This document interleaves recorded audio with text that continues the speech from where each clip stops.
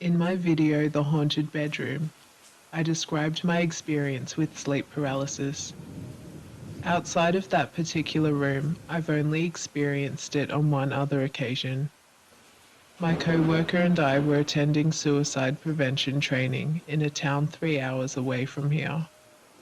Because it was a 2-day program, the company we work for paid for us to stay in some cabins at the holiday park for a couple of nights.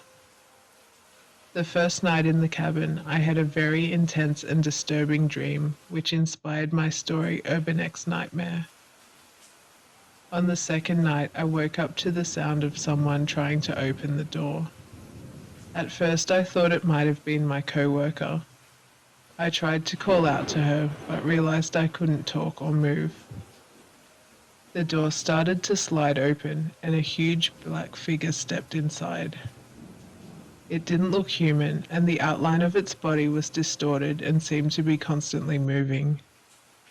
It stood right up on its toes and shuffled over to the side of my bed in a very unsettling way. When it got to the side of my bed, it just stood there, loomed over me.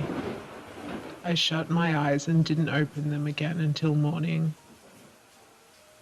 This was an incredibly disturbing episode of sleep paralysis, and I'm thankful that this thing didn't actually touch me like the one from my old bedroom. The scariest thing about this experience was the way that it moved.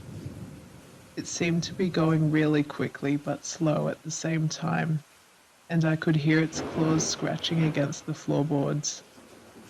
The way that it stood up on its toes and hovered over me was extremely disconcerting.